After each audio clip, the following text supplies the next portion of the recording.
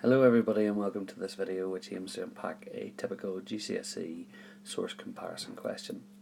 This paper is the 2011 CA Pass paper question and it's close enough to the new spec for it to be useful for our purposes.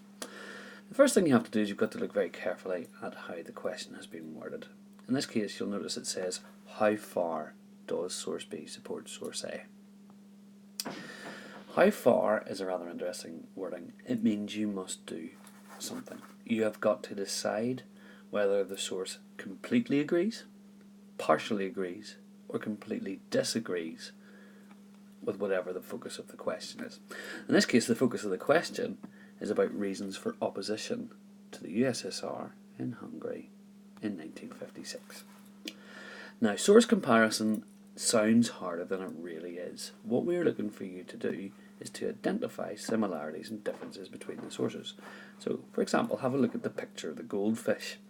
Here we can see the goldfish, 1 and 2.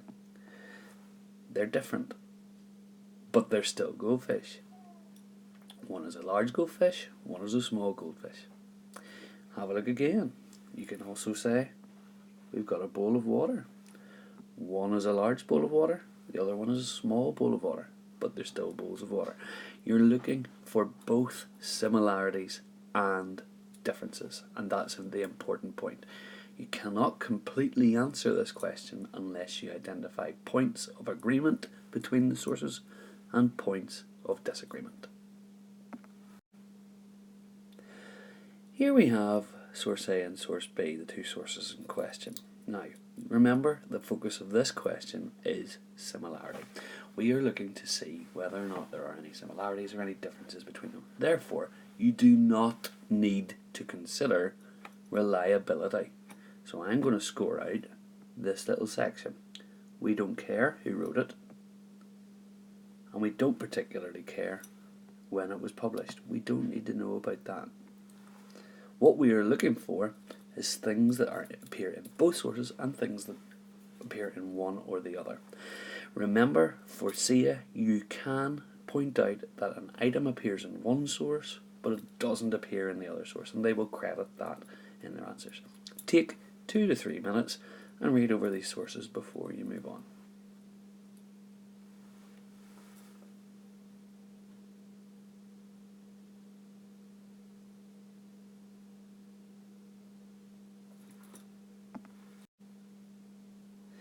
The next thing to be aware of is what the mark scheme expects from you. Now remember, just as in almost every other area of history and in the history exam, it's marked in levels, and we have 3 levels in this one. Level 1 is worth 1 to 2 marks. Level 2 is worth 3 to 4, and level 3 is worth 5 to 6. What you have to be aware of is what you need to do to get into the top mark band. Really, for most people, you do not want to be scoring lower than level 2. A level 2 answer requires both sources to have points of similarity and differences. This means that you must make sure you find similarities and differences. If you do not do this, then you will end up achieving only a level 1 response. That's in black and white. It's in the mark scheme. You will be placed into level 1.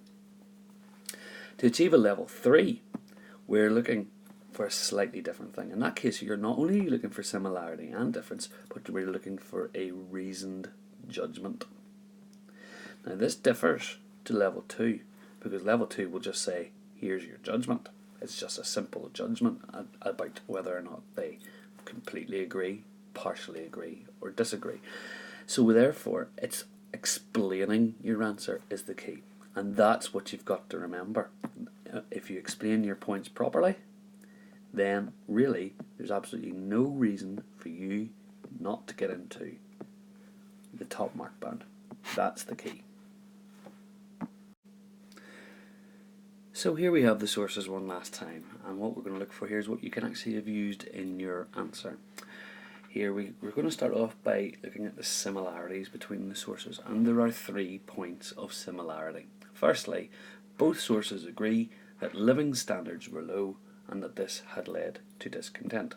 If you look at it here, you can see, here we have it, living standards of ordinary Russians must have been low.